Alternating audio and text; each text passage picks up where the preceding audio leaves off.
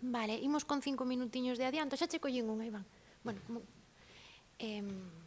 pero vamos a aproveitalos para logo eso ter un pouquiño máis de tempo de debate. Pois pasamos logo a seguinte palestra de hoxe de Iván Villarmea, que estou moi contenta de presentar hoxe por varios motivos. Primeiro, que é un especialista en paisaxe, a súa tese é sobre paisaxe urbana, sobre paisaxes urbanas, pero tamén porque levamos unha sorte de vidas paralelas, atopámonos en Ourense sen ser de Ourense, logo por azar aquí na facultade en xornalismo, despois por azar tamén na facultade de Historia coincidimos, anos despois coincidimos nun aeroporto e resulta que facíamos os dous a tese fora de Galicia, e despois de dar tumbos por ali, os dous poidemos volver a casa, non? Entón, presentou xa Iván como profesor da USC. El andivo polo mundo, en Zaragoza, en Coimbra, mesmo en Ecuador, e logo o seu tema de investigación, a marxe destas vidas paralelas que fomos levando, como vos digo, ten un elemento central na paisaxe, comeza na súa tese ca paisaxe urbana, traballa tamén moito o cinema portugués, ten un libro que Jugar con la memoria, el cine portugués del siglo XXI, ten unha bolsa postdoutoral na que investiga sobre o cinema da austeridade, falando de paisaxes da crise, e todo isto lévanos un pouco tamén o tema de hoxe, un tema dunha importancia capital, eu coido para Galicia, que é a paisaxe rururbana, non? Todos nós temos esa idea como exiliados da infancia, digamos, de que somos rurais, pero sei que a Galicia xa non é rural, non? Ese libro de Xosé Constenla de O colapso territorial de Galicia, que fala de que en verdad somos rururbanos casi, non? Entón, revisar esta idea da Galicia rururbana, da que tamén falou o Onte Pablo, non? E vimos nesas imaxes en contraste, dunha terra cultivada no ano 29 e dunha terra sen cultivar, claramente, hoxe en día, non? Con eucaliptos e construcións á beira do mar, non? Da praia. Entón, coido que este é un tema fundamental. Entón, Iván, no seu percorrido de investigador sobre paisaxe urbana, sobre Portugal, xuntará aquí estes elementos e falarános un pouco das paisaxes rururbanas, non? A periferia da periferia, paisaxes rururbanas nos cinemas galego e portugués do século XXI. Así que, moitas gracias, Iván, e aí vamos. Moitas grazas, Oriña, pola presentación, polo convite, por querer compartir entón os nosos traballos para poder continuar en paralelo, e tamén a Margarita, a Sara, dentro da organización do Grupo de Estudos Audiovisuais, para facer posible estar estas 2 tardes compartindo ideas. Entón, eu quería comezar por conceptualizacións do que entendemos por paisaxe ou de como pensamos a paisaxe, como, a paisaxe como unha construción social, pero que percibimos a través da súa dimensión estética, da súa construcción estética, a través da mediación dos artistas. Entón, claro, hai moitos tipos de paisaxe, podemos establecer varias dicotomías que nunca son tal, máis ben o que hai son gradacións intermedias. Entón, podemos contrastar paisaxe rural con paisaxe urbana, pero non sempre é doado ver a fronteira. Eu lembro-me que as primeiras veces que viña a Compostela nos anos 90, a fronteira para min era Romero Donaggio. É dicir, chegabas de Ourense pola estrada e vías a rotonda da Garulesa, vías Romero Donaggio e dicías, aquí comeza a cidade. E quen faga agora unha procura de apartamento en Santiago de Compostela probablemente estea a ver que os apartamentos, as casas máis novas, máis caras e con máis confort están en Santa Marta de Abaixo, están en Conxo, están alén desa fronteira do que supostamente era o urbano, non? Entón, non existe nunca esa fronteira, hai gradacións. Pero o mesmo, claro, asóciase tamén a paisaxe rural coa paisaxe natural, pero é moi difícil encontrar unha paisaxe natural que non teña pegada humana, e tamén asóciase a paisaxe urbana coa paisaxe humanizada, pero, como digo, tamén dentro da paisaxe urbana hai pequenas illas de espazos naturais ou pequenas illas de antiga trama rural que é absorbida pola cidade, que é absorbido polo espacio urbano. Especialmente en Galicia, en todas as nosas cidades, temos pequenos restos na forma das rúas ou en determinadas pezas, determinados predios que corresponden antes a unha parcelación rural que a unha parcelación urbana. Entón, con estas dicotomías, dentro da representación, dentro da longa tradición xa de cinema galego, en xeral hai bastante representación de paisaxes rurais, entón podemos encontrar moitos modelos, cando era cinema en Galicia ou cinema español rodado en Galicia ou cando xa era cinema galego ou cando xa é o novo cinema galego, en esas representacións, por exemplo, aquí nestas tres imaxes de Mama Asunción de Chano Piñeiro, de Arraianos de Eloi Enciso ou do que arde de Oliver Laxe, a composición dos cadros transmiten a idea de unha integración da figura humana na paisaxe natural, dunha armonía dende o punto de vista estético, entre fondo e figura, entre figura e paisaxe, figura a natureza, humano a natureza. Sobre todo, estou comparando tres filmes que foron filmados en espazos de montaña. Na costa quizáis non é tan claro, porque na costa hai máis ruido visual, porque hai máis densidade de poboación, hai máis intervención humana sobre a paisaxe, e iso nos leva tamén a pensar como foron filmadas históricamente as cidades galegas no cinema, tamén de novo en distintos momentos do século XX e XXI. Entón, polo xeral, a cidade máis filmada no cinema galego ou no audiovisual en Galicia é a Coruña, e eu xa teño unha primeira teoría, unha intuición de por qué, e é porque Coruña, pola súa configuración urbana, é posible filmar dentro de Coruña e apagar, eliminar, borrar as referencias ao rural. Eliminar, é dicir, todas as cidades galegas teñen estes espacios de fricción, estes espazos de encontro, de transición, e que moitas veces está determinado pola liña do horizonte.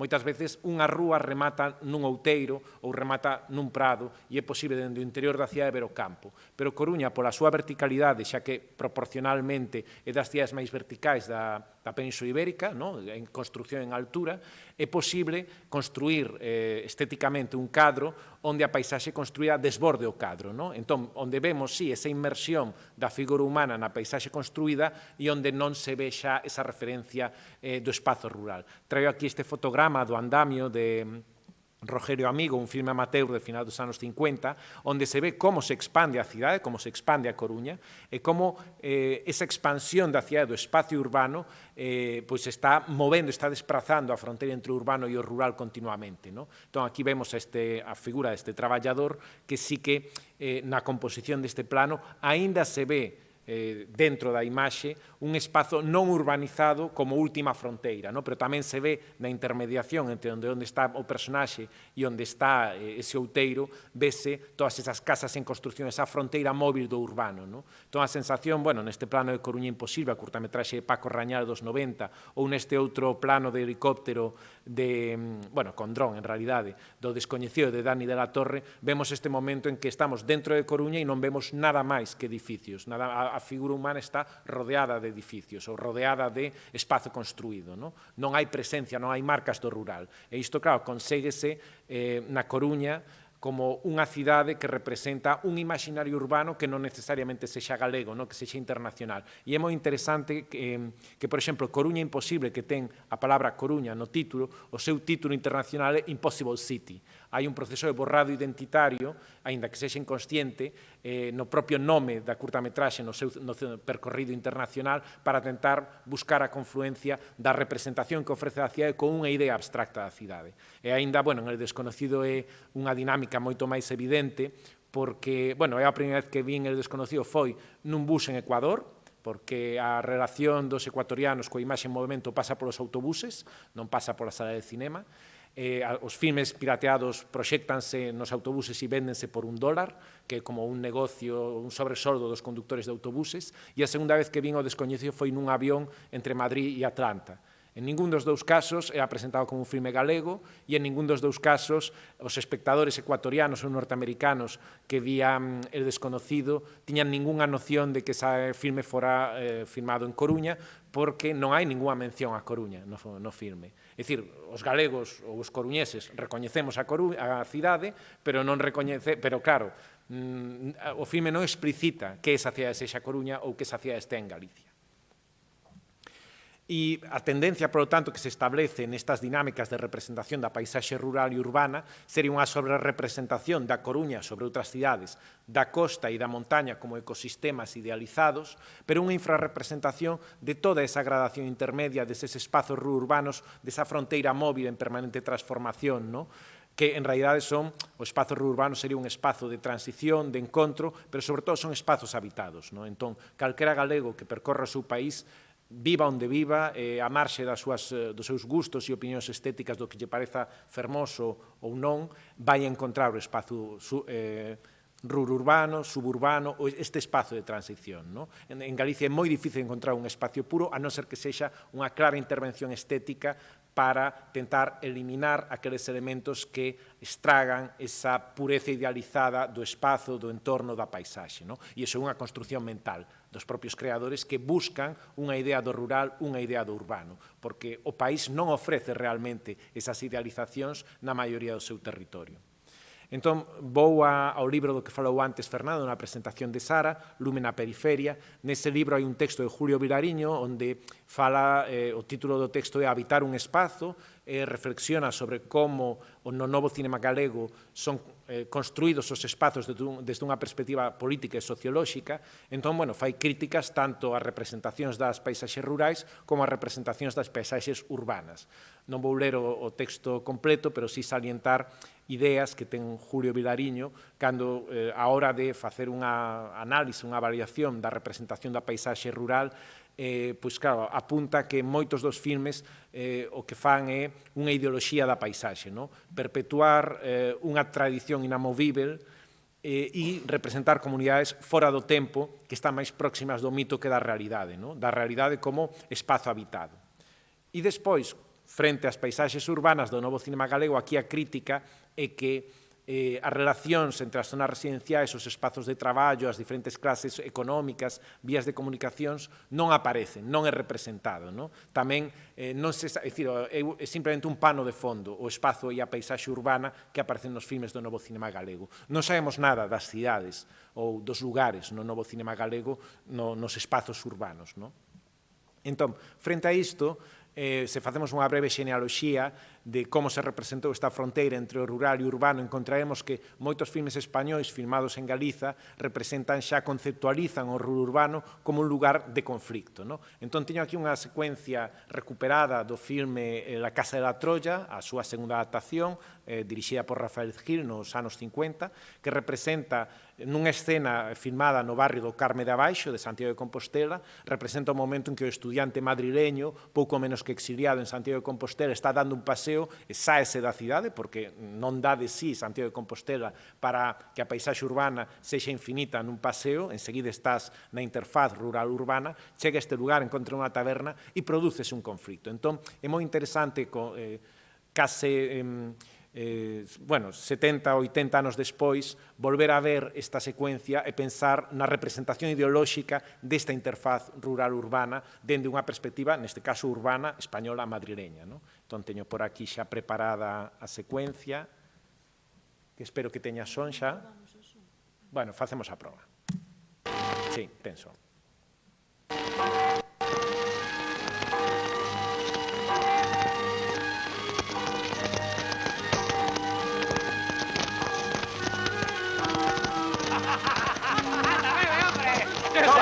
Bebe, que es barato.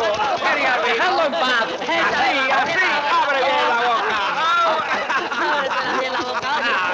Toma, bebe. ¡Bestias, que lo dejáis en paz! Déjalo tú, señorito Coitao. Déjate donde te llamas, señorito. Quítalo, animal. Vamos, bebe.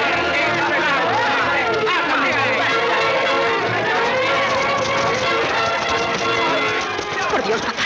Déjame. No. ¡Qué interesante! ¡Aquí vieron! ¡Cuidado!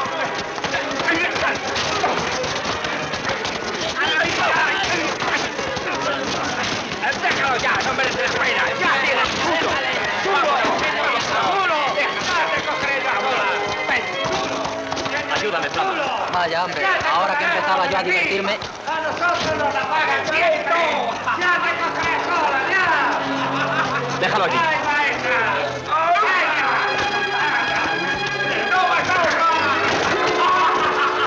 ¡Vamos!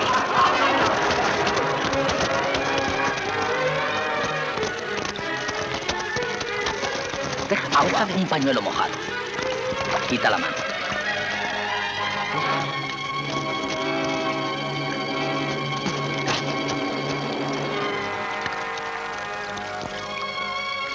No es nada, muchas gracias. No se preocupe, nosotros le llevaremos.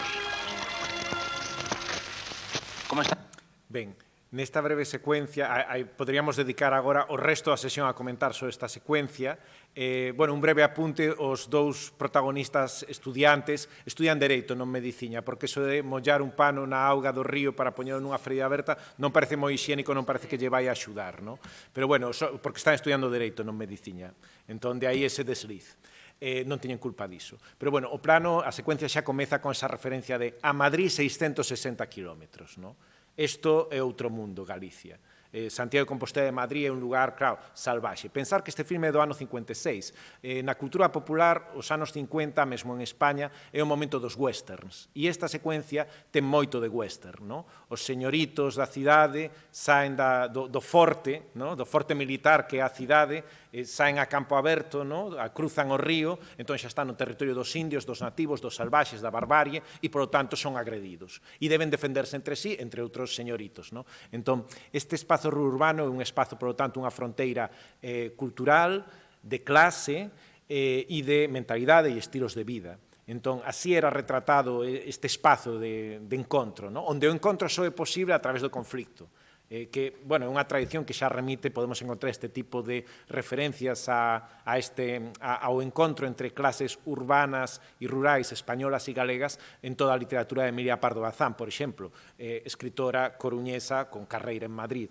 E, bueno, pertencente á aristocracia, non? Entón, este tipo de representación fala de que o rur urbano ou a fronteira, a interfaz da cidade é un espazo salvaxe que é mellor evitar, é un espazo perigoso, é un espazo arriscado, non? Entón, pois, o río, a ponte, representarían, pois, esa fronteira. A catedral, no fondo, representa, por lo tanto, a áncora do urbano, non? Do espírito, da religión, da civilización, frente a este momento, pois, onde, en fin, a experiencia do protagonista co que está pensado que se identifique o espectador aválase neste encontro co salvaxe.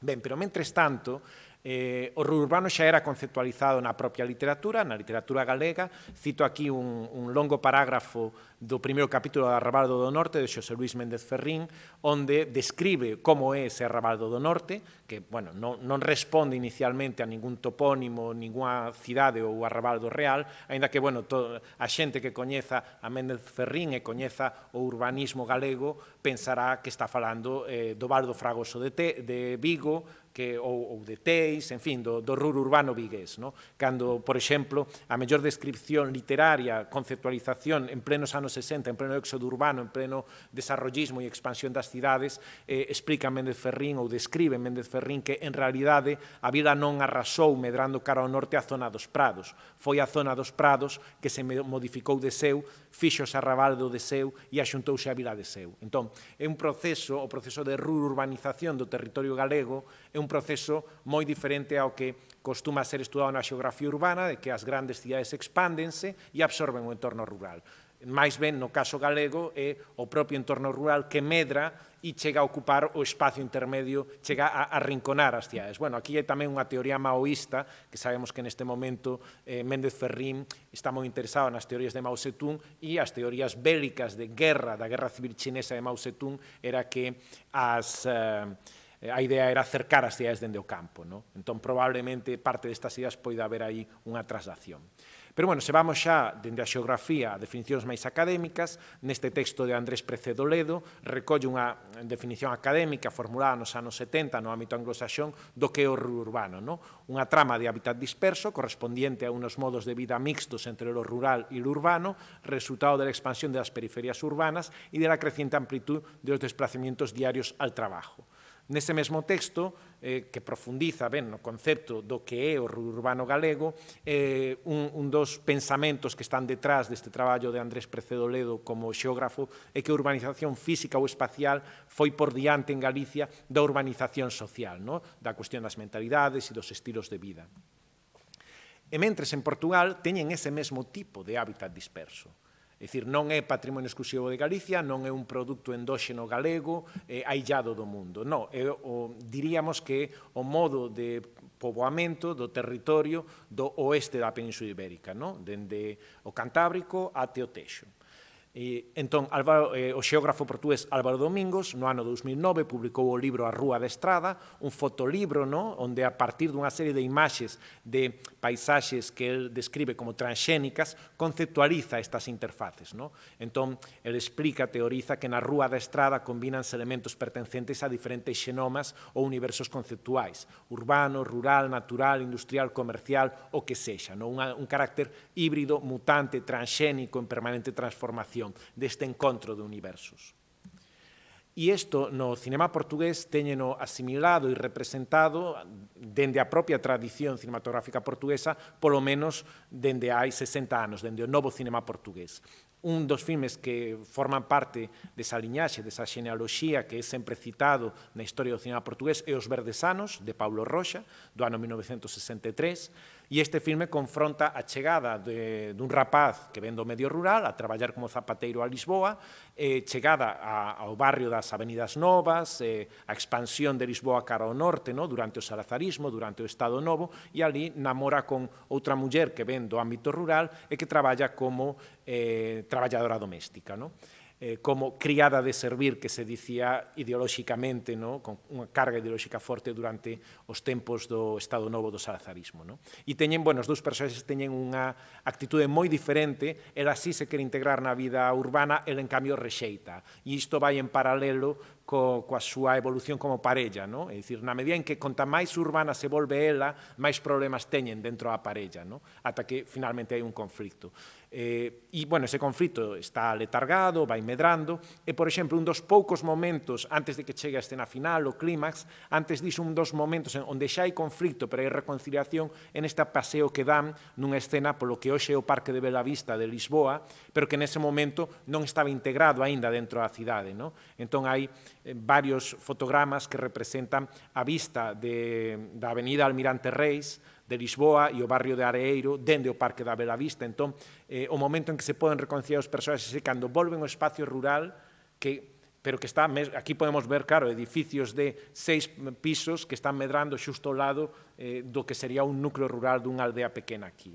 Entón, este tipo de paisaxe transxénica, híbrida, é habitual no territorio portugués, pero xa fora representado e conceptualizado nos anos 60 en Portugal como un espazo de conflicto, pero como un espazo de transformación e de encontro tamén.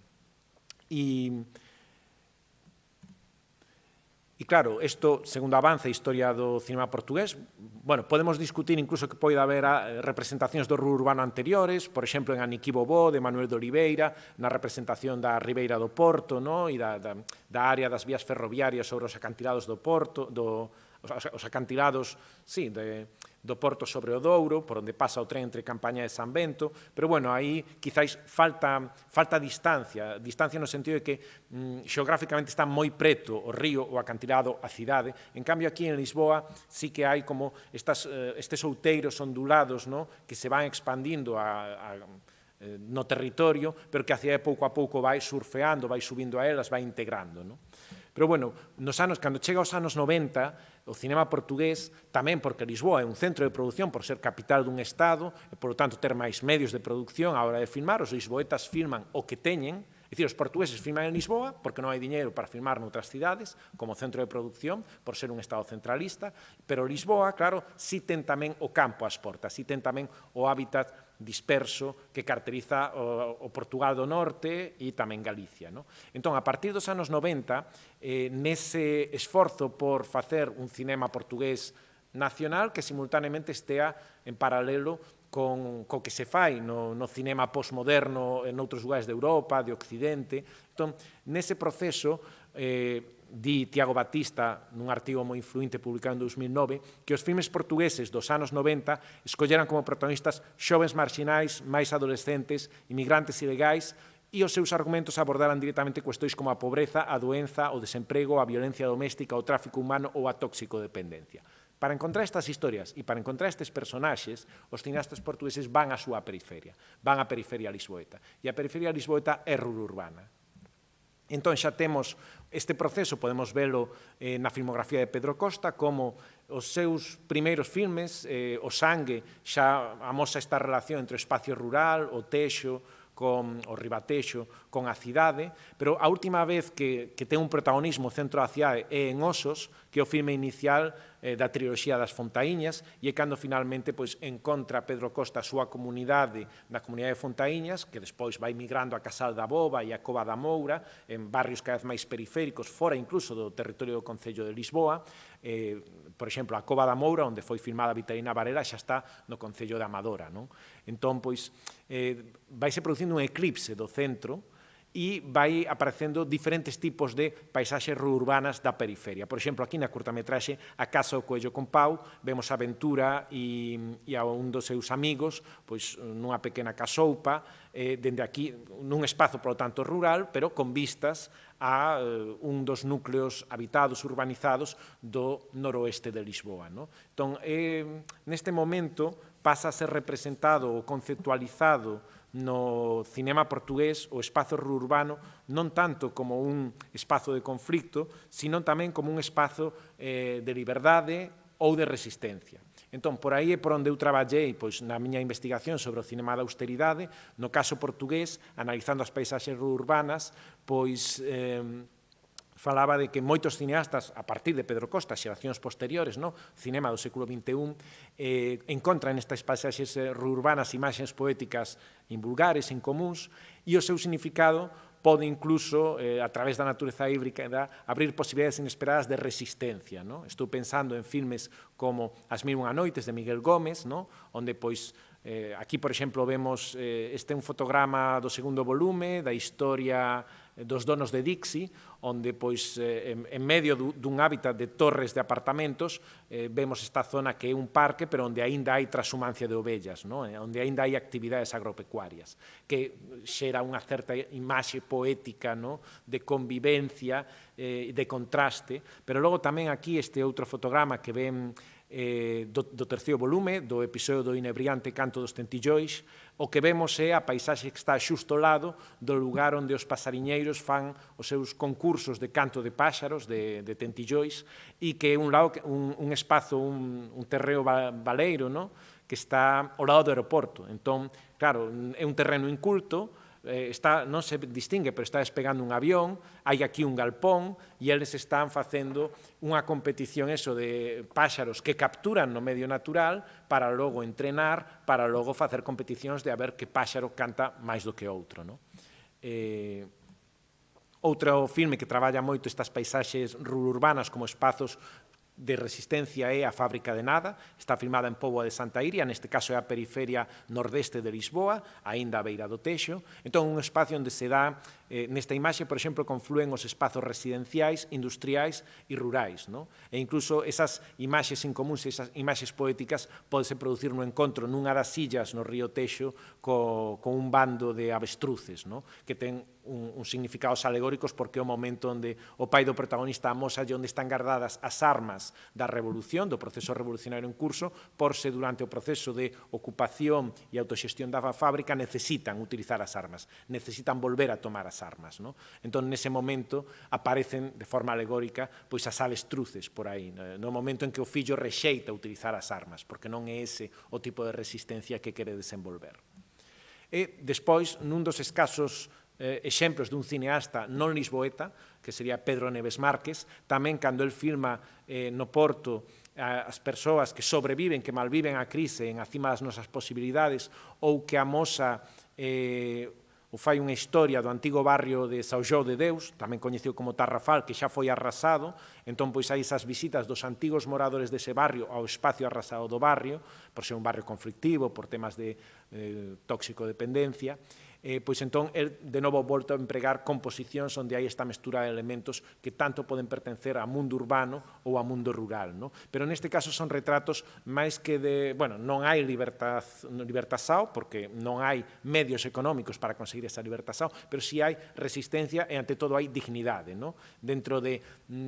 vivimos de forma precaria co que podemos, onde podemos, pero, ainda así, o filme fai unha serie de retratos dos moradores destes espazos onde tenta salientar a dignidade destas persoas e tenta facer composicións apolíneas.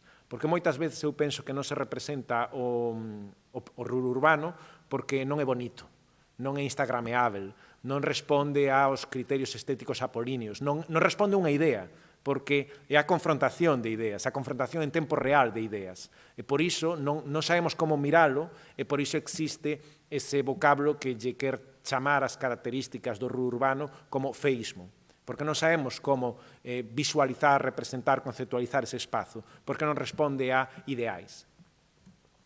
Entón, bueno, desenvolvín nese texto o concepto da periferia, definino como un concepto xeográfico e xeopolítico que se refere aos espazos marxinais que están afastados dos principais fluxos económicos e tamén refírese simultaneamente á posición dun país e dunha rexión dentro do sistema mundial.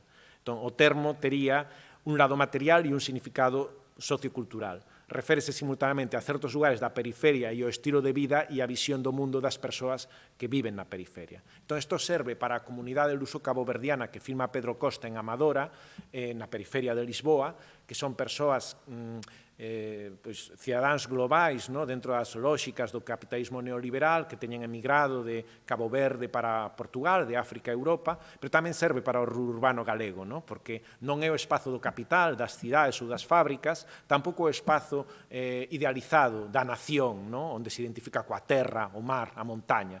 Non hai esas ideas nen do capital nen da tradición no urbano.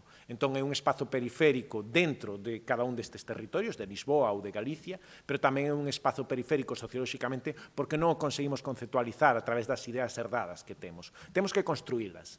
Entón, aquí empeza propiamente o meu traballo de investigación hoxe a catalogar que tipo de paisaxes urbanas podemos ver no cinema galego do século XXI. Entón, en filmes de ficción podemos encontrar que eses espazos, esas paisaxes rururbanas responden a unha lógica parecida a que víamos en la Casa de la Troya de espazos de conflito, pero neste caso son espazos marxinais, como por exemplo na abertura, no plano inicial do Lápis do Carpinteiro, que imagina pois a entrada a unha vila na fronteira con Portugal, onde hai un desguace, onde hai un puticlub, onde está o protagonista que comezará a contar a historia en flashback, nun espazo marxinal, nun espacio alén dos centros de poder. E isto mesmo tamén aparece, por exemplo, en La Estrella Errante, que é un filme sobre os efectos combinados da crise económica dos anos 70 e 80, a crise enerxética e industrial que coincide coa transición á democracia en España, pero que produces en paralelo a chegada das drogas nos anos 70, da heroína, sobre todo, á Península Ibérica, e a primeira xeración de tóxico-dependentes que fai que a primeira xeración da xuventude da transición morra víctima de sobredoses, de sida, de adiccións, de enfermedades derivadas. Entón, para retratar esa doble mestura de crise económica e crise sanitaria, a hora de representar a través dos protagonistas de un cantante dun grupo valenciano dos 80 e un fotógrafo vigués, a hora de representar o momento, digamos, de desaparición a través da droga, busca, aínda que o filme está na súa maioría filmado en Vigo, pero as paisaxes onde se produce ese momento que representaría tomar o momento do pico de heroína, vaise para a Moaña, para o outro lado, vaise para o Morrazo, e entón fai unha composición onde recoñecemos eses elementos urbanos. Entón aquí temos, por exemplo, un antigo galpón mariñeiro, na área de Tirán, en Moaña, vemos a Ría de Vigo, vemos Chapela enfrente, e logo vemos que cando saen de aquí, claro, entran nunha zona de campos aínda cultivados. Entón, o urbano serve para falar en La Estrella Errante de Alberto Gracia dun limbo asociado, alegóricamente, coa drogadicción, co efecto das drogas, co efecto de saírse do real, saírse da propia vida e do propio corpo. Neste caso é o propio espazo urbano, porque son personaxes urbanos que saen do seu espazo urbano a través da droga, saen do seu corpo e iso ocorre alegóricamente nun espazo urbano. Son as imaxes que vemos, as paisaxes que vemos nese momento. Despois tamén, outra forma de representar o espazo urbano é como un espazo laboral, como unha paisaxe laboral onde sí temos fábricas, que isto, por exemplo, esta imaxe podería estar dentro do libro de Álvaro Domingos, A Rúa da Estrada. Isto é Canedo, unha curtametraxe de Uxue Arrieta e Vicente Vázquez que fai un retrato desta parroquia no leste do Concello de Ourense, a beira do río Miño. Entón, de novo, unha paisaxe de transición, unha área intermedia, onde, pois, a través tamén da historia dunha árbore, faise un retrato do tecido productivo desta localidade, deste barrio, non? Despois tamén poderíamos falar de Jet Lag, que é un filme nocturno, entón plantexa o urbano tamén como unha interfaz de comunicacións a través da xornada nocturna dun traballador dun área de servizo dunha gasolineira en Guillarei, ao lado da AP9, ao lado de Tui, pero en realidade nun espazo que aínda non está plenamente urbanizado, pero sí plenamente transitado, no? Por persoas que poden facer parada ali despois de moitos kilómetros de viaxe, dende Portugal ou dende España. Aparece de forma moi significativa en Os fenómenos de Alfonso Zarauza, que durante o espazo asociado á construcción de vivendas, de edificios de vivendas. Entón, as localizacións reais de Os fenómenos eran a Zapateira en Coruña e tamén na área de Mugardos, en Ferrol. Entón, é moi interesante que cando hai unha inspección laboral na obra que están facendo, que, bueno, hai nese primeiro edificio que están construindo, hai planos tanto da Zapateira como de Mugardos, pero para que os traballadores non contratados fuxan da inspección laboral, encontran ao lado do lugar onde se está construindo un edificio de pisos, encontran un campo de millo cultivado e fuxen ao interior do millo, non? Entón, son os traballadores que están ampliando a fronteira urbana, pero que teñen xusto no seu terreno, no seu espazo de traballo, teñen o campo, teñen a actividade agropecuaria ao lado, non? Despois, bueno, a segunda obra que aparece en Os fenómenos é en Miño. Neste caso xa ten unha tipoloxía máis de chalé, de segunda residencia, turística, pero aínda así, entre o núcleo de Miño, a praia e o chalé, hai unha interfaz, hai unha transición, porque é un espazo protexido, da Rede Natura, pero tamén este outeiro onde está construído estes chalés que xa son ruína antes de ser terminados, pertence aínda a unha trama rural, dende a perspectiva da organización do espacio. E algo que salienta visualmente Alfonso Zarauza coa fotografía de Alberto Blanco a través das composicións que tentan salientar ese contraste entre o gris do ceo e do formigón frente ao verde do espazo urbano circundante. Este tipo de composicións, tamén fotografiadas por Alberto Blanco, van a aparecer no mesmo ano nun filme como Las altas presiones, de Ángel Santos, que é filmada entre Pontevedra e Vigo. Bueno, de feito, estes últimos 3 filmes son do mesmo ano, Jet Lag, Os fenómenos e Las altas presiones son filmes de 2014, é moi significativo como neste momento distintos cineastas están explorando estes entornos, e Las altas presiones fala dun traballador do cinema que estaba a facer localizacións para un filme na contorna da ría de Pontevedra e de Vigo e está buscando espazos tamén intermedios entre o posindustrial, o rural, o urbano, visita varios deles, por exemplo, estaría na área de Redondela, é o cargadeiro dos alemáns, e tamén na composición vemos a ría, vemos as montañas, vemos unha ruína industrial da Segunda Guerra Mundial, vemos un campo abandonado, pero que con presencia da natureza, e logo vemos tamén a antiga fábrica pontesa, onde o personaxe entra, fai fotografías do interior, parte louza, que é o mesmo espazo que tamén sae no filme Nación, de Margarita Ledo, e que neste fotograma, tamén composto a dirección de fotografía por Alberto Blanco, vemos outra cousa distinta. É dicir, claro que hai un espazo laboral, pero o filme no seu discurso e tamén nas composicións estéticas tamén fala do urbano como un espazo de vida. Neste caso estamos a ver a unha antiga traballadora da fábrica a pasear coa súa neta pola praia que ten ao lado. Entón, temos aquí de novo unha composición onde se mestura o mar, a masa forestal, as naves industriais, pero aquí vemos que non son persoas que sexan alleas a este lugar. Si vemos unha integración da figura humana no espazo, na paisaxe, que era algo que viramos antes no caso das paisaxes rurais da montaña, pero tamén aparece aquí nun espazo claramente urbano, e o retrato que fai Margarita Ledo destas mulleres, destas traballadoras, responde á tipoloxía sociolóxica das obreiras simbióticas, mulleres traballadoras especializadas nunha ocupación do sector secundario, industrial, pero que teñen, ainda así, a súa residencia fixada nun espazo con horta, nunha casa de tipoloxía rural, nun núcleo de menor densidade do que sería a cidade. Entón, a partir desta nova formulación do espazo rúral urbano como un espazo laboral e espacio de vida.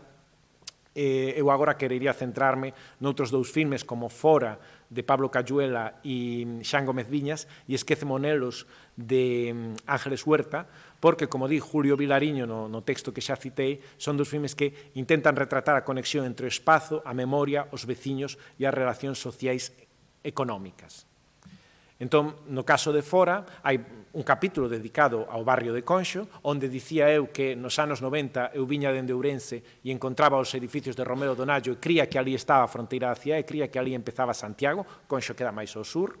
Entón, ese prexuizo sociolóxico que eu podía ter na miña ignorancia nos anos 90 é un prexuizo herdado da relación entre Conxo e Compostela durante moitos anos.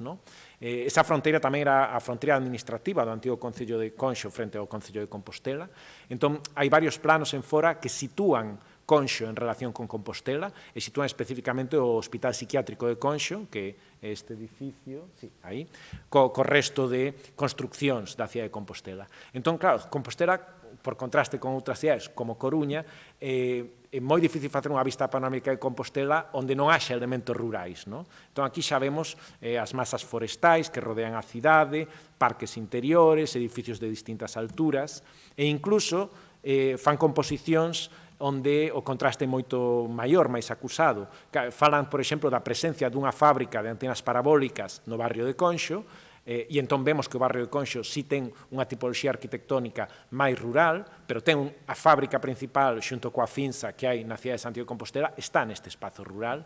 E logo tamén aquí o penúltimo plano do filme conceptualiza de forma alegórica a idea de o hospital psiquiátrico como un espazo pechado con un tipo de muro de separación rural que serven un pouco para crear esta imaxe onde vemos na metade o muro que bloquea a visión, o muro do espazo rural, e ao lonxe está o hospital psiquiátrico, o espazo urbano, que está como separado tanto da cidade como do espazo rural.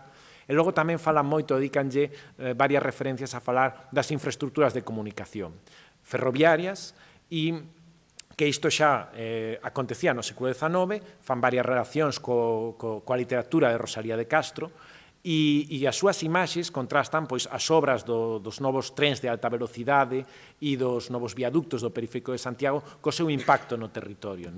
E isto lévanos ao libro que citou antes Soliña, o colapso territorial en Galiza, cando a tese principal de Xosé Constela Vega, ele explica que produciuse unha sustitución do sistema territorial tradicional en Galicia da paisaxe de Agras polo actual, que supuxo a transformación do seu vector de organización pasando de ser a produción agrícola a ser a accesibilidade, a reducción dos tempos de desplazamento. Entón, ese é un tema que tamén trata moi ben Ángeles Huerta en Esquece Monelos, que onde a lógica do filme é falar da cidade da Coruña, da historia da cidade da Coruña, a través da presencia dun río esquecido e soterrado, o río Monelos. Entón, a estrutura do filme reproduce o curso do río, e para buscar as fontes o nacemento do río, ela vai a un espazo urbano onde ten sido construída a terceira ronda e unha das conexións por autoestrada centrais da Coruña, fora do que sería a AP9 e a Nacional Sexta. E en contra, pois aquí, nestas imaxes, vemos os viaductos destas infraestructuras de comunicación e debaixo esta aldeiña, este núcleo histórico. Entón, fai primeiro como uns planos aéreos, picados, visto o lugar dende fora, pero logo tamén ve o lugar dende dentro. Entón, pasamos dos grandes planos xerais da infraestructura a ver a perspectiva desa infraestructura dende a posición, dende a ollada dos moradores desta aldea. Entón, aínda que xa estamos a terminar o meu tempo, quero mostrar unha das secuencias de Esquece Monelos, porque esa secuencia establece o ton de todo o filme e establece un modelo hipotético, futuro, de representación do rural urbano que permite tamén tentar reflexionar e comprender o rural urbano en canto paisaxe e en canto fenómeno sociolóxico, non solamente xeográfico. Vou buscar, como minuto 7... Aquí. Busco un comezo.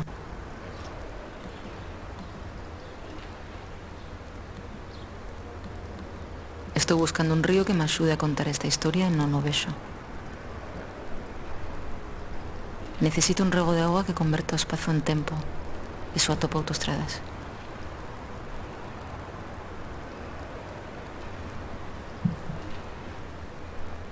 Busco un comezo, aínda que estea agochado. Un primeiro habitante do río, aínda que el non o saiba.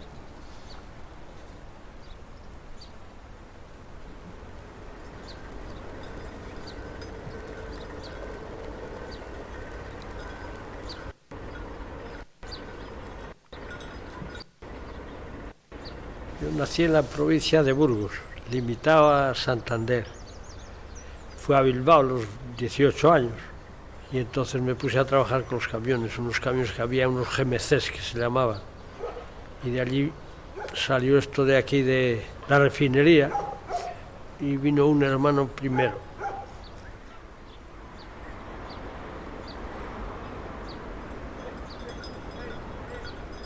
Había siempre que pasábamos por la carretera con los camiones, la veía aquí un poco así medio abandonada, porque estas casas las han hecho después, o sea, arreglado. Era como si estaría medio abandonado. Y yo siempre miraba para ello, digo, mira qué buen sitio, que socallado y tal. Eran 4 casas, pero casi la misma cosa, estaba todo tapado de maleza ya. Hace, me parece que 22 años. Si vas a estar aquí X y no lo arreglas, no puedes estar tampoco. Entonces, que menos que un cobijo para decir, voy a estar aquí 4 o 5 horas al día, por lo menos no mojarte. Lo que aprendes de pequeño es difícil de olvidar. Hoy eso no se olvida, aunque ya cada día menos memoria, ¿no?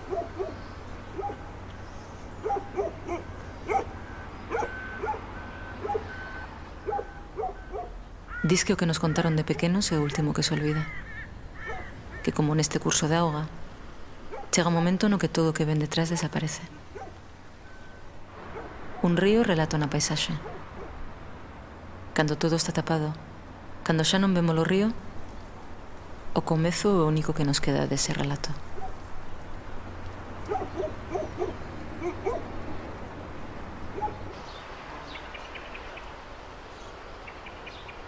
Esto es el nacimiento del riachuelo que va al pantano.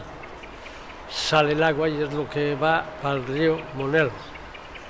Que antes había aquí una fuente y venía la gente de aquí de estas casas a buscar el agua. Lo que pasa es que ahora ya no hay esa limpieza que tenía que haber y sale por donde sale.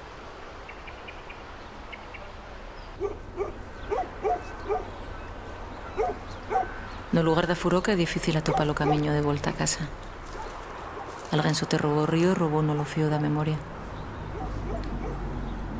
Ou se cadra, só cambiou ese fío por outros.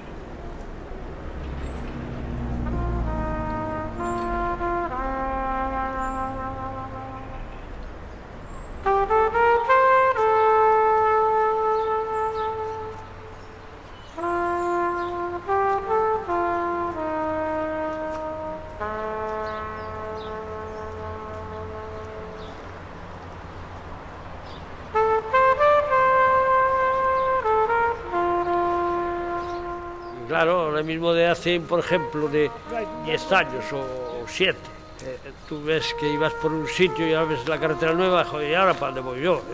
Es que te desorienta hasta que no te haces, es que es la orden. ¡Julia, vente! ¡Corre! ¡Corre! O aquel puente que hicieron como aquí, luego el redondel de adelante y tal, vas, te metes y dices, joder, ¿y ahora para dónde voy yo? Y esta no es. Entonces das media vuelta y es esa, es así. Bueno. Dices, ¿y ahora qué camino tomo yo?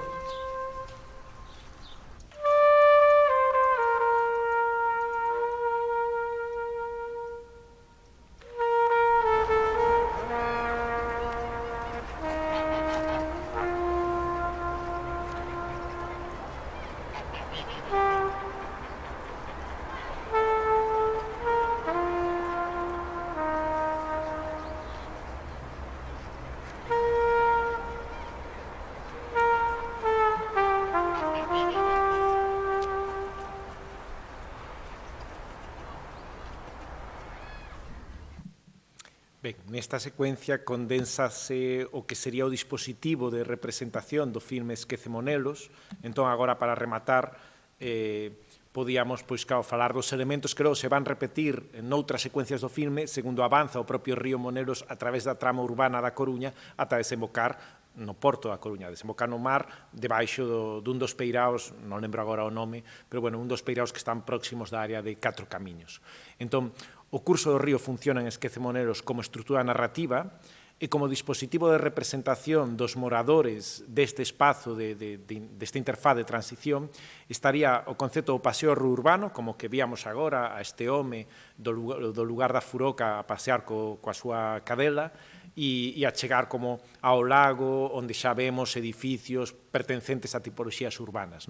E despois tamén hai retratos, a través das entrevistas e a través tamén destes momentos en que parece que se conxela o discurso e se conxela a narrativa para que poidan ollar para a cámara. Entón, bueno, segundo vai avanzando o río e o filme, vamos ver outros momentos do curso do río e outras persoas que viven á beira do río. E entón, por exemplo, bueno, aquí vemos este home está aquí á beira do río, digamos, no terreo onde pastan as súas ovellas, e podemos ver por aquí que aparece un dos edificios de Marineda City como o grande centro comercial de Galicia, ou de Coruña, de Galicia, até que despois apareceu en Vigo a nova estación viaria.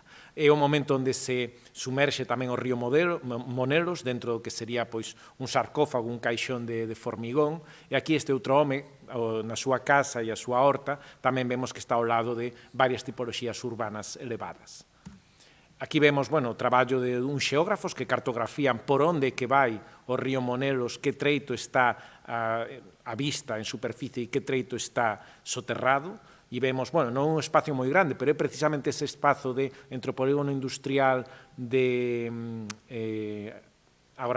Mesoiro e a interfaz urbana con esta nova infraestructura, esta nova autoestrada que entra na cidade polo sur, ata que finalmente chega á área de Monelos, Oza, Catro Camiños e desemboca no peirao de Coruña.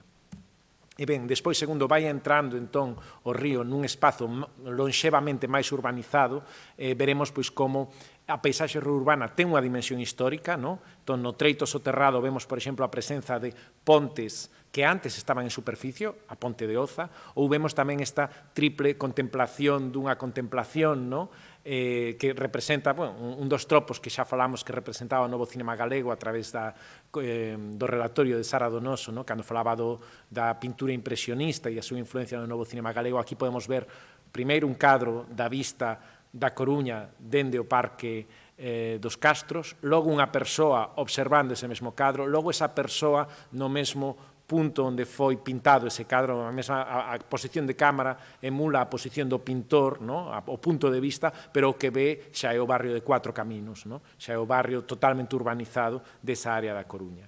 E tamén hai unha dimensión política que é o que se ve despois na secuencia onde se confrontan dous discursos contrapostos, o antigo alcalde José Manuel Riaño Flores, que, para sorpresa de moitos, claro, no ano 2016 estaba vivo e con perfecta capacidade de argumentación e razonamento, contaba a súa experiencia como alcalde da transición, especialmente no relacionado co poboado de chabolas que había nos terrenos que agora ocupan a estación de buses e o Corte Inglés en Coruña, no barrio de Cuatro Camiños. Entón, e vemos ali a varios moradores de etnia cigana falando da súa experiencia como moradores dese poboado. Entón, a montaxe de Gaspar Broullón contrasta os dous discursos, o discurso do poder, o discurso dos moradores, na súa concepción do espazo e das relacións sociais nese espazo. Un espazo que na transición aínda era urbano e que agora xa está completamente urbanizado. De feito, a lógica dos testemunhos ciganos é un pouco, pois, unha xeración contalle a xeración máis nova a experiencia de vida nese terreno que a xeración máis nova non lembra ou non experimentou directamente, nun proceso de memoria oral desa experiencia urbana. Ben, e xa para concluir, penso que a paisaxe urbana galega como espazo cinematográfico aínda está por codificar, por explorar, por libertar e por resignificar. É un traballo de futuro para os creadores e tamén para os espectadores a hora de pensar o país, pensar a nosa vida no país, pensar a nosa vida no espazo. Moitas grazas pola atención, pido disculpas por estar xusto agora de tempo para a conversa.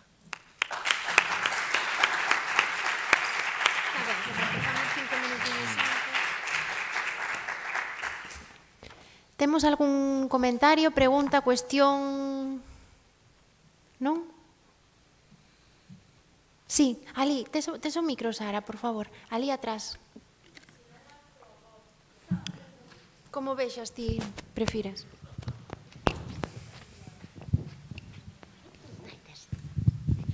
Gracias. Bueno, hola. En primer lugar, gracias pola conversa. Me pareceu super interesante.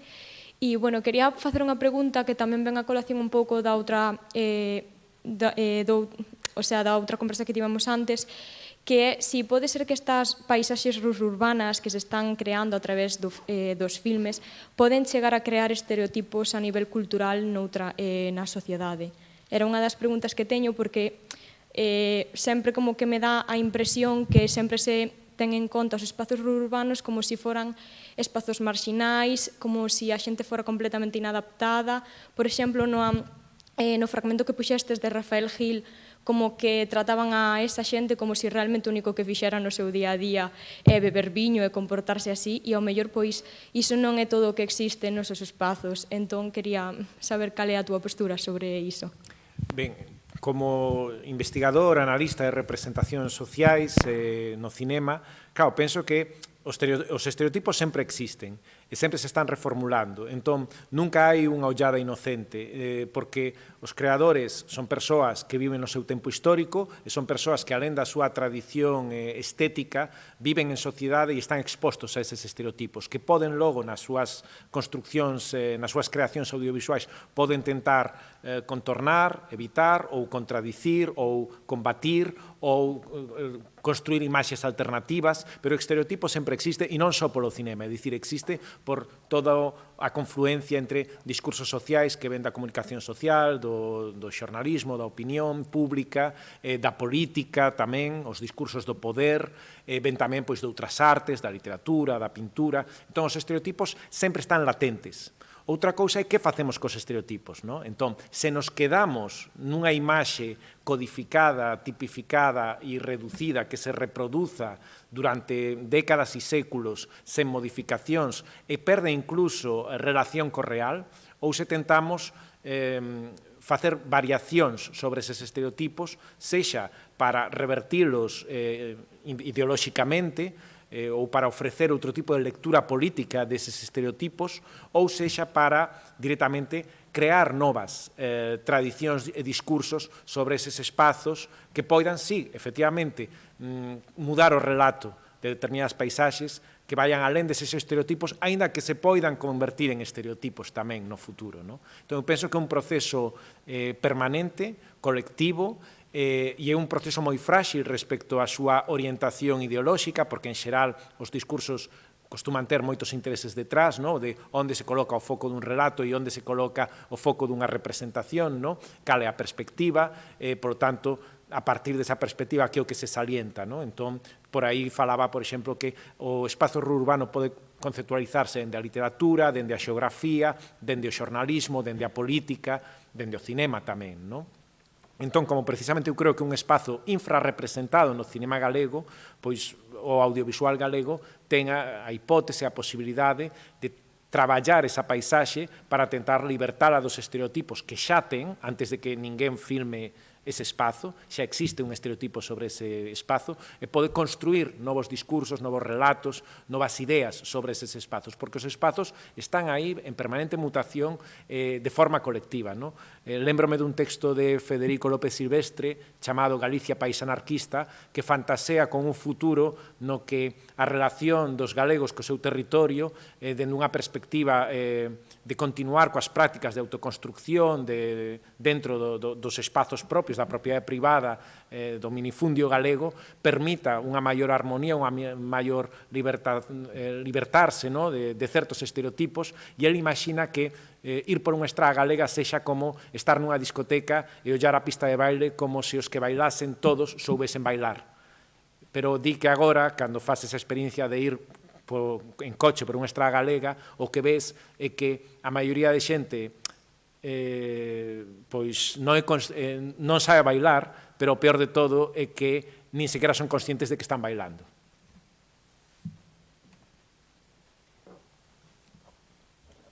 Ali, Bruno.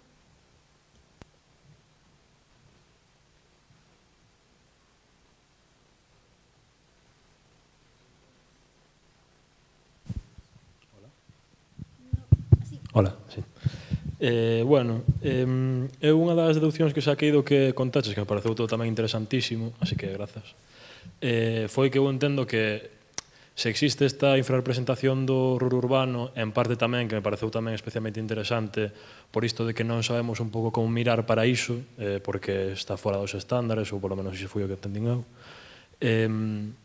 Non sei de que maneira isto pode afectar, en parte ben un pouco da mando que estabades falando agora, na construcción dunha cousa colectiva, dun relato colectivo como é o da identidade nacional, e non sei se de alguma maneira se podería dicir que a identidade nacional actual, ou cando menos a que se pode deducir do que vemos, do que consumimos a nivel cultural, xa non só no audiovisual, xa non en xeral, se podería de alguma maneira estar medio estancada no tempo por esta incapacidade de actualizar o imaginario do que nos rodea e representalo, por esta incapacidade de saber por iso, como mirarnos ou como tratar todo iso, e sobre todo, aí creo que conecta xa co que dicías ti agora,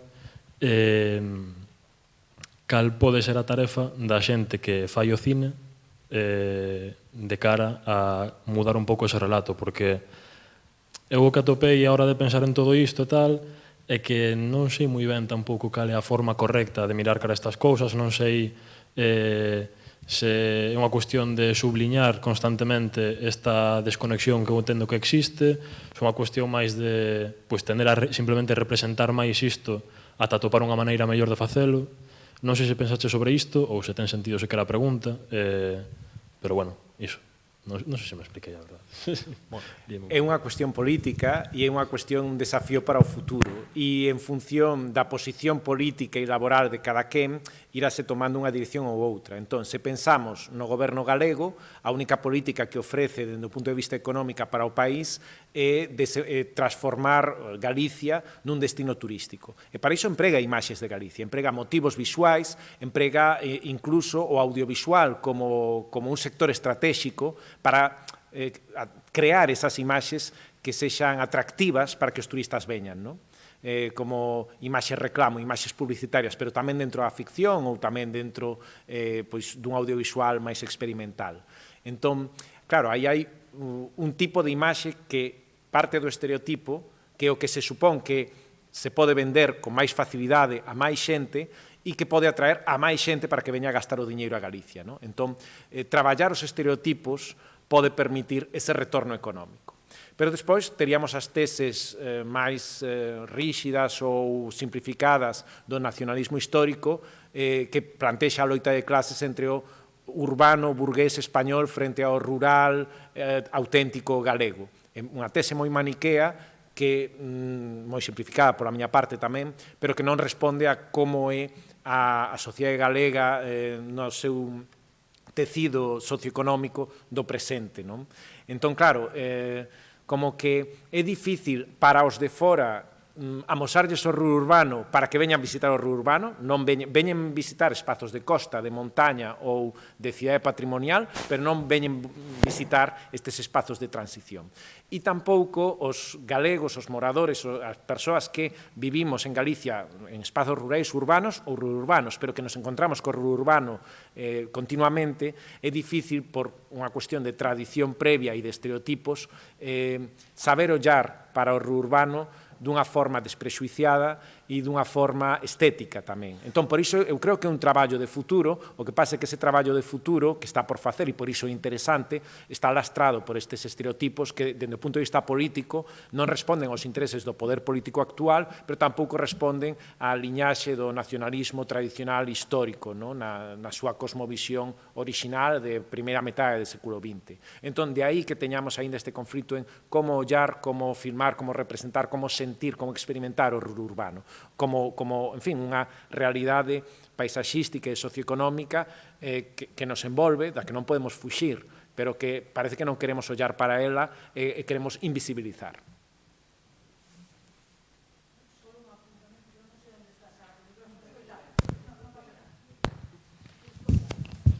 Toma, Margarita. Cando falas de nacionalismo histórico, ahora dixeches que era a primeira mitad do século. Tradúcelo en algunha formación actual ou non? Non, porque as formacións actuais xa tiveron moitísimas transformacións por eso, internas digo do para discurso aclarar ideolóxico. eso, porque claro, obviamente eu considero-me nacionalista contemporánea e de formacións que teñen a principal e a mayoritaria central sindical, por exemplo. Quer dizer que hai tamén un pouco que aclarar sempre eso, porque unha cousa é, digamos, efectivamente, falar daquelo que xa non existe, porque hoxe a sigla Partido Galeguista é dun tipo de Vila García, con flequillo, nada máis, simpático, e que vai mudando tamén de mans.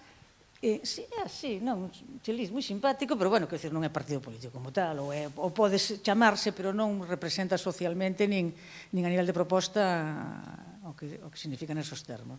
Simplemente para aclarar isto, porque non sabía moi ben que se podía confundir, o mellor... Está falando dunha tradición que sí que marca moitas formacións políticas actuais galegas, pero que son formacións políticas que tiveron debates e transformacións internas para actualizar un pouco as teses políticas e como se leva eso á práctica en cada espacio electoral, ou territorial ou administrativo. Bueno, xa dixeches que esquematizabas, pero de calquera maneira, porque é interesante puntualizar, sobre todo de cara ao cinema, como tamén hai un certo estereotipo sobre a relación cinema-nacionalismo histórico, digamos, no seu momento, anos 20, anos 30, porque senón como sitúas a Carlos Velo? Como sitúas a Reixoto, incluso en esas loucuras e tal? Como sitúas a moitos dos empreendementos que unen a idea, os irmãos, como se chaman, os Barreiro, un deles que tiña Enrique, non, o outro, Ramón era o que tiña o Nós na súa casa, non? E todo o que aporta o Seminario de Estudos Galegos, como trae o pensamento máis actual nese momento, precisamente para confrontarse e enfrentarse á universidade que estaba completamente digamos, fora da historia, negaba, por exemplo, o darwinismo, expulsaban os profesores de medicina así, no ano 27 do século XX. Quer dizer que eu coido que tamén iso está por revisar, tamén foi unha historia que se inculcou en moitas tesis, non? De que había como que non se interesaban polas formas novas, cando obviamente chegaron o que chegaron, pero sí que hai iniciativas, e eu coido que iso tamén está por facer, no sentido de que tamén nos interesa construir a nosa propia genealoxía. Falo neste momento ahora como feminista, xa vedes que estou soltando aquilo que me identifica máis. O feminismo está construindo a súa propia genealoxía, buscando os vestixios, buscando rastros e construírmonos, e relatármonos. Entón eu coido que a cuestión nacionalismo, sin chamarlle, si chamándolle histórico, porque é histórico, non? Nacionalismo e cinema tamén eso está por facer. Buscar esos vestixios. Porque senón convírtese nunha idea hexemónica que tamén non nos leva a ningures, non? E, bueno, que fora deso é interesantísimo todo o traballo que desenvolviches e as perspectivas que abres, non? Porque aí sí que das unha responsabilidade que, bueno, Nogueira collera a responsabilidade, non? Xa, e outras persoas, pero que plantees esas cousas que quedan por fazer, que me parece interesantísimo. Pero, bueno, cuidaba que era interesante, polo menos, deixar a miña posición clara respecto a isto, non? Importancia no urbano e en moitos aspectos que sempre estuvo pouco representado, seguramente ti saibas máis, precisamente o traballador e a traballadora simbiótica. Claro, é resposta a eso. E que en momentos de precarización como agora, menos mal que tes o horto e as patacas, non? E non as tes que pagar a 10 euros o kilo, para entendernos. Bueno. O caso de Carlos Velo ou tamén incluso Chano Piñeiro son vos exemplos de creadores do seu tempo que están influenciados por os debates intelectuais e políticos do seu tempo e eses debates aparecen nas súas obras, non? Porque están tamén a representar a sociedade na que eles crean. Entón, aí as imaxes do rural que crean ambos, que son diferentes entre sí, por certo, non hai aí unha xenealoxía estética directa entre ambos, son diferentes ollares para o mundo rural, sí que en realidad están bebendo do momento político, do debate aberto da opinión pública de Galicia nos 30 e nos 80. Eu quería engadir unha pequena cousa a raíz da pregunta de Bruno, porque Bruno chegou para facer o TFG e díxome por que o nacional se representa no cinema como rural, se xa non debemos ser rurais, non? Esa foi a primeira cousa que me dixeches cando falamos. Ti tiñas esa, dicir, pero por que, non? Se xa non somos tan rurais. E coido que igual comezamos tarde a falar disto, non? Pero o libro de Constenla, esta comunicación, esta cuestión que traía Bruno hai xa 2 anos, non? Para falar do TFG, é a nosa infancia, eu, polo menos, témola idealizada como unha Galicia rural, ibas ali cas pitas, pasábalo pipa, logo pola semana ibas a casa, a cidade, o cole, non? E moitas veces, xa falo casi unha cousa máis persoal, non?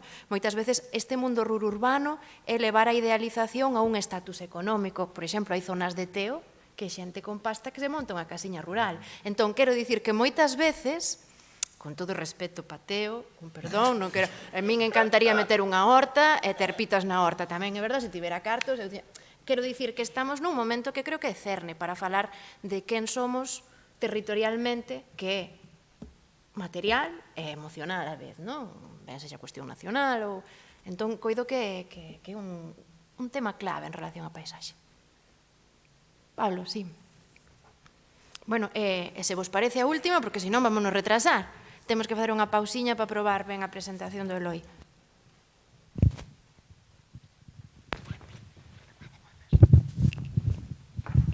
Bueno, antes de nada, grazas, obrigadísimos polo relatorio.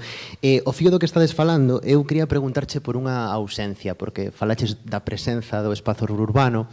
Eu pensaba na ausencia dese espazo na maior parte dos filmes dun corpus concreto que son os filmes do NCG. Eu lín un texto teu que me pareceu interesantísimo, este ensaio de Leño Ollos, gañador do María Luz Morales, e ali suxerías ou deitabas unha serie de ideas sobre por que uns cineastas, unha serie de cineastas insisten en retornar ao rural, tamén en relación, bueno, poderíamos falar, non? O espazo da infancia, o que for. Como ou que fíos crees que podemos tirar, que hipóteses podemos poñer en riba da mesa se facemos a pregunta ao revés? É dicir, por que parece que hai unha certa resistencia ou aversión a nos filmes do novo cinema galego situarse neste espazo urbano? Pode ter que ver con isto que dicías de unha dificultade para saber como miralo e como miralo dende unha perspectiva, non sei como dicilo, estética, entre moitísimas aspas, entendámonos. Que hai aí? Que crees que pode haber aí? Nada máis. Ben, unha das persoas que mellor pode responder esta cuestión despois será Eloi Enciso como creador, porque el ten tamén, como moitos outros creadores do novo cinema galego, esta posición intermedia de persoa que ten unha identidade nómada construída a través da súa pertenza a varios lugares, non? Entre eles Galicia, e claro, el ten unha vida de ida e volta, non? Entón, cando el ven a Galicia, el ven a buscar determinados espacios en Galicia, non? Entón, bueno, eso responde un pouco ás súas motivacións como creador. Pero claro, logo, cando colectivizas e xa fas corpus e entón pois pensas en máis cantidade de filmes, sí que ves de súpeto, bueno, o que dicía ao comezo de sobre representación do rural, pois da montaña, da costa, infrarrepresentación do rural urbano. Empeza a haber dentro do propio corpus de novo cinema galego exemplos, e eu por aquí sacaba, por exemplo, a La estrella errante, que sí é un filme producido por Zeitung Films, sí, Alberto Gracia sí está dentro do novo cinema galego, e sí que fai unha representación, na miña opinión, moi interesante do espazo urbano, aínda que sexa dentro aínda do estereotipo como un espacio marxinal, no? Onde é posible desaparecer. Pero, bueno, o feito de representar esa desaparición nun espazo que tamén está en transformación dende o punto de vista conceptual, que é un dos planos que mellor traballa Alberto Gracia nos seus filmes, é xa interesante, no? Para facernos pensar. Pero é certo que hai unha sobrerepresentación do espazo rural. Entón, claro, nas miñas hipótesis, unha delas era que moitos dos cineastas do novo cinema galego non viven en Galicia. Entón, cando veñen a Galicia a filmar, buscan un determinado espazo de Galicia. Pero, bueno, isto non quita que sexan filmes complexos e que poidan ser filmes diversos. E que moitos deles si pasen certos tempos en Galicia e si coñezan a diversidade de Galicia. Pero é o noso propio a nosa propia dificultade como sociedade entre creadores ou espectadores ou analistas para pensar as transformacións do noso territorio. Entón, temos codificado o espacio urbano, temos codificado o espacio rural. O espacio rural se pode empregar, como dicía Manolo González, como nos lembraba Sara Donoso, pois para facer un tipo de cinema de non ficción, máis barato, luz natural, tradición estética pois que veña da pintura, no? E buscar unha certa idea apolínea da paisaxe e da identidade. Aí está a tentación dun nacionalismo histórico de hai máis de 100 anos de orixe entón decimonónica de identificar paisaxe con pobo. Entón, pero, bueno, os filmes do novo cinema galego na súa maioría son máis complexos do que iso, ou teñen máis capas do que iso, ou problematizan esa identificación. O que pasa é que, claro, faltan aínda filmes urbanos do novo cinema galego, ou filmes rururbanos. Antes falaba de fora, que sí que sería un deses exemplos dentro do novo cinema galego que pensa estas fronteiras, non? Pero logo, bueno, despois tamén están as propias fronteiras do novo cinema galego de pensar se esquece Monelos é novo cinema galego ou non, non? Entón, aí xa son, pois, as actitudes cainistas, pois, un pouco da escena do audiovisual galego, non? De quen sí, quen non. Pero, bueno, eu penso que é un traballo en proceso, igual que o novo cinema galego empezou na non ficción, pasou para a ficción, que os mesmos creadores pasaron a ter segundos e terceiros filmes e ter continuidade, que pasou xa, digamos, máis dunha década do momento fundacional do novo cinema galego, hai marxe para transformación e exploración de novos temas, paisaxes e para codificar imaxes do país e para codificar esas contradiccións internas. O caso de Alberto Gracia, o quinto evanxeo de Gaspar Hauser, estaba filmado no interior de Pontevedra, espazo rural. E en La Estrella Errante, aínda que ele está pensando en Ferrol, filma na Ría de Vigo. O terceiro filme, La Parra, que está en postproducción, foi filmado en Ferrol. Haberá que ver o terceiro filme de Alberto Gracia para ver como pensa o urbano. A ver, aquí hai moitos temas, pero eu sinto moito porque senón, sabedes, xa vamos un pouco tarde. Logo tamén este tema podemos continualo falando con Eloi, que se viu aquí nun pequeno marrón, pero é o que hai. Vale, entón facemos unha pausiña de 5-10 minutos e volvemos, vale, grazas.